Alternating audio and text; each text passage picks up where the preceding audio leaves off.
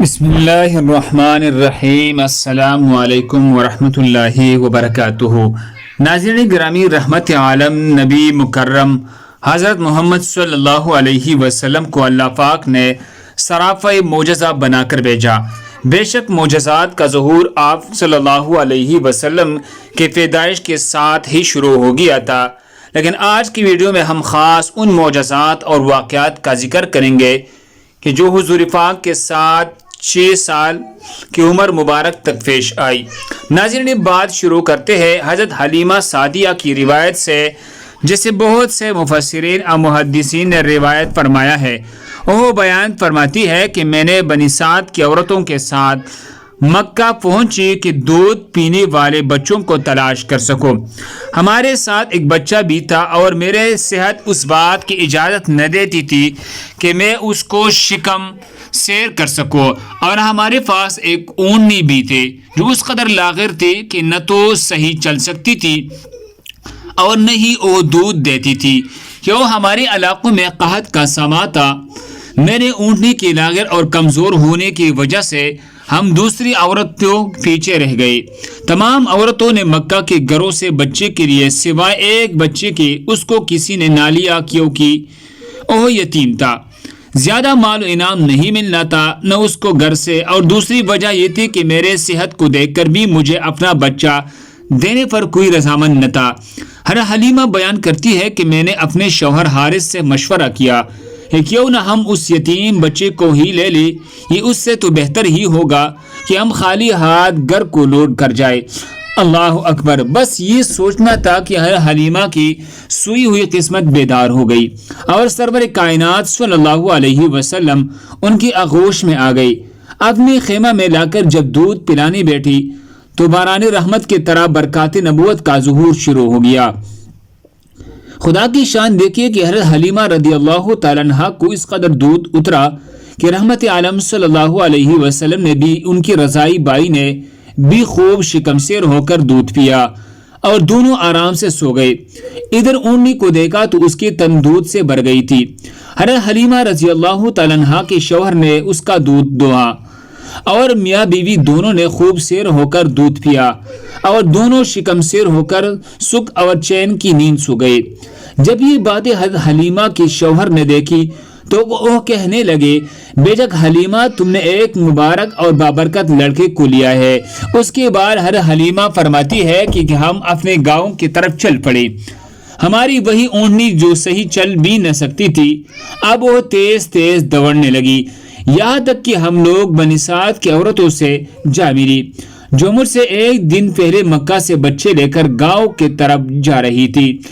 انہوں نے مجھے اور میرے اونٹنی کو دیکھا تو بے حد حیران ہوئی، اور کچھ تو مجھ پر ہنسنے اور طنز کرنے لگے کہ دیکھ، حلیمہ یتیم بچے کو اپنے ساتھ لے آئے۔ خیر، ہم جب گھر پہنچے تو ہمارا علاقہ قحط زدہ تھا، نہ فصلیں پھل اگاتی اور نہ ہی جانور دودھ دیتے تھی، لیکن میرے گھر میں قدم رکھتی ہی میری بکریوں کے تن دودھ سے بھر گئی۔ اب روزانہ میری بکریاں جب چراگاہ سے گھر واپس آتے تو ان کے تن دودھ سے بھرے ہوتے، حالانکہ پوری بستی میں اور کسی کو اپنے جانوروں کا ایک قطرہ دودھ نہیں ملتا تھا۔ میرے قبیلہ والوں نے اپنے چرواہوں سے کہا کہ تم لوگ بھی اپنے جانوروں کو اسی جگہ چرواؤ جہاں حلیمہ سعدیہ رضی اللہ تعالیٰ عنہا کے جانور چرتے ہیں۔ چنانچہ سب لوگ اسی چراگاہ میں اپنی مویشی چرانے لگے۔ یہاں میرے بکریاں چرتی تھی، مگر یہاں تو چراگاہ اور جنگل کا کوئی عمل دخل ہی نہ تھا۔ یہ تو رحمت عالم صلی اللہ علیہ وسلم کی برکات نبوت کا فیض تھا، جس کو میں اور میرے شوہر کے علاوہ گاؤں کا کوئی دوسرا شخص نہ سمجھ سکتا تھا۔ جب 2 سال مکمل ہوئے تو میں اور میرا شوہر پریشان ہو گئے کہ اب تو ہمیں اس بابرکت بچے کو ان کی والدہ کے پاس چھوڑنا ہوگا۔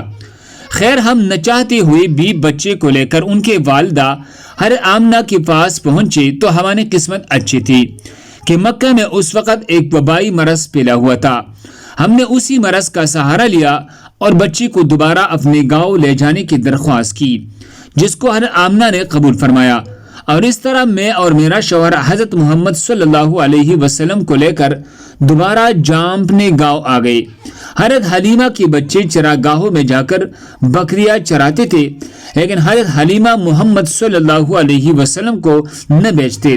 لیکن ایک دن حضور صلی اللہ علیہ وسلم کی اصرار پر حضرت حلیمہ نے ان کو بھی باقی رضائی بہن بھائیوں کے ساتھ مل کر بکریاں چرانے کی اجازت دے دی۔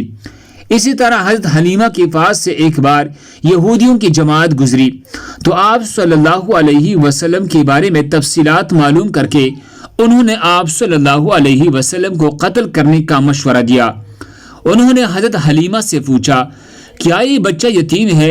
حضرت حلیمہ ان کا قتل کا مشورہ سن چکی تھی، لہٰذا انہوں نے جلدی سے اپنے شوہر کی طرف اشارہ کیا کہ نہیں، یہ رہی اس بچے کے باپ۔ تب انہوں نے کہا، اگر یہ بچہ یتیم ہوتا تو ہم ضرور اسے قتل کر دیتی، اس لیے کہ پرانی کتب میں آخری نبی کے نشانیوں میں یہ بھی ہے کہ یتیم ہو گئی۔ حضور صلی اللہ علیہ وسلم کی آمد سے حضرت حلیمہ سعدیہ کا مقدر چمک اٹھا تھا۔ غربتی بیماری کی جگہ خوشحالی نے لے لی۔ آپ صلی اللہ علیہ وسلم کے آنے سے ہر طرف خوشیاں ہی خوشیاں نظر آتی تھی۔ اہل خانہ اللہ اس کی غیر معمولی نعمت پر بہت شکر گزار تھی۔ حضور اپنے رضائی بہن بھائیوں سے کھیلتے، زیادہ تر حضرت شیمہ کے ساتھ کھیلتے۔ حضرت حارث رضی اللہ تعالیٰ عنہ اپنے کندھوں پر اٹھاتے۔ حضرت حلیمہ سعدیہ فرماتی تھی، حضور صلی اللہ علیہ وسلم کی نشوونما بہت تیزی سے ہوئی تھی کہ دوسری لڑکی اتنی تیزی سے نہیں بڑھتے تھے۔ آپ فرماتے ہیں کہ جب وہ 9 ماہ کی ہوئی تو فصیح گفتگو فرماتے، جب 10 ماہ کے ہوتے تو بچوں کے ساتھ تیراندازی بھی فرمائی۔ ایک دن 10 ماہ کے بچے کو ایک میلے میں ایک کاہن نے چلتی ہوئی اور گفتگو کرتی ہوئی دیکھا کہ لوگوں کو پکار کر کہنے لگا، لوگوں اس بچے کو قتل کر دو، یہ تمہارے خداؤں کے خلاف ہے، یہ تمہاری دین کو عرب سے ختم کر دے گا۔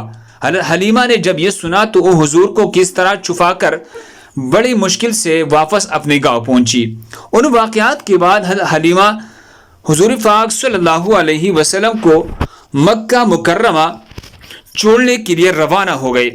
راستے میں انہیں حبشہ کی عیسائیوں کی ایک جماعت ملی۔ ان کے راہب نے جب حضور کو دیکھا تو پوچھنے لگا، کیا یہ بچہ یتیم ہے؟ حضرت حلیمہ نے فرمائی، نہیں۔ راہب کہنے لگا کہ یتیمی کے علاوہ اس بچے میں آخری نبی کی تمام نشانیاں ہیں۔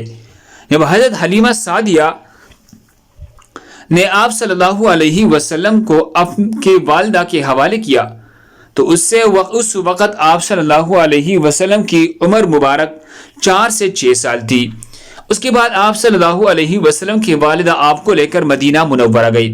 ام ایمن بھی ساتھ تھی۔ ایک دن مدینہ کی 2 یہودی ام ایمن کے پاس آئے اور کہا کہ ذرا محمد کو ہمارے سامنے لاؤ، ہم انہیں دیکھنا چاہتے ہیں۔ انہوں نے اچھی طرح دیکھا، پھر ایک اپنے ساتھی سے بولا کہ یہ اس امت کا نبی ہے اور یہ شہر ان کی ہجرت گاہ ہے۔